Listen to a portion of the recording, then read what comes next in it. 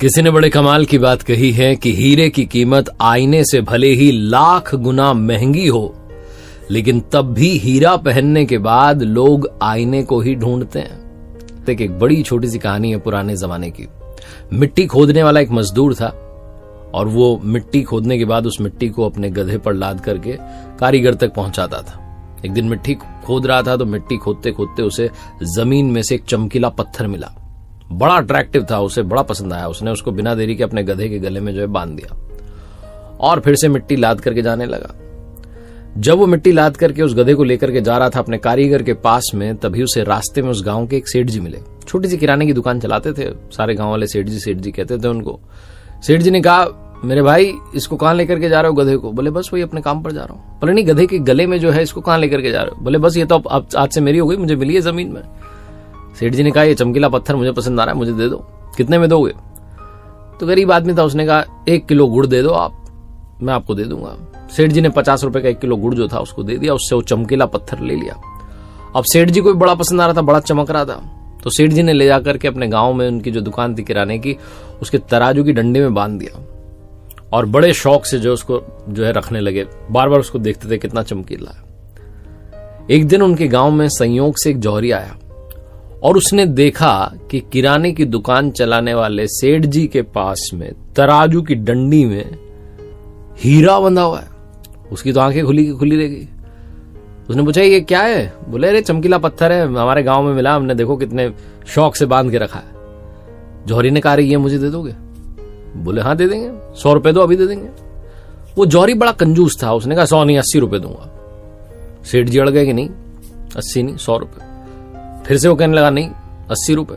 सेठ जी ने कहा, भाई मैं सच सच बताऊं, मैंने तो 1 किलो गुड़ दे करके इसे एक मजदूर से खरीदा है और 50 रुपए का 1 किलो गुड़ था। अब मैं तुम्हें कम से कम 100 में तो दूंगा, डबल तो प्रॉफिट होना चाहिए, बेनिफिट होना चाहिए, मुनाफा तो कमाऊं। कंजूस जौहरी को लगा कि ये मान नहीं रहे। उसने कहा मैं कल फिर आता हूं। वो अंदर ही अंदर सोचने लगा कि कल आऊंगा, कल शायद मान जाए 80 में, बात बन जाए। ये सोच करके वो उस चमकीले पत्थर को यानी कि हीरे को वहीं छोड़ करके चला गया। और किस्मत ऐसी घूमी कि उसी शाम में एक दूसरा जौहरी अपनी कार में बैठ करके जा रहा था उस गांव के रास्ते से दूसरे शहर में, और उसकी कार उसी गांव में आकर के खराब हो गई। उसकी कार खराब हुई तो वो इंतजार करने लगा कि ड्राइवर उसे ठीक कर दे। तो अब क्या करे, तो गांव घूमने लगा तो वहां देखा कि किराने की दुकान है, सेठ जी बैठे, सोचा कुछ खाने पीने का आइटम ले लेते हैं। दुकान के पास गया तो जाकर के देखता है कि वही तराजू की डंडी में एक चमकीला पत्थर जो है वो टंगा हुआ है, यानी कि हीरा बंधा हुआ है। और उससे रहा नहीं गया, उसने भी पूछा, भाई ये कितने का दिया? सारे काम छोड़ो, ये बताओ। सेठ जी ने कहा, देखो भैया 100 रुपए का, इससे 1 रुपया कम नहीं है। आज सुबह भी एक आया था, ये ले जाना चाह रहा था, कह रहा था 80 रुपए, मैंने मना कर दिया। 100 रुपए से 1 रुपया कम नहीं, लेना हो तो लो, नहीं तो बात खत्म करो। दूसरा जो जौहरी आया हुआ था बड़ा समझदार था, फटाफट उसने 100 रुपए का नोट दिया, वो चमकीला पत्थर यानी कि हीरा रख लिया और जैसे ही कार ठीक हुई रवाना हो गया कि कहीं वापस ना ले ले सेठ जी।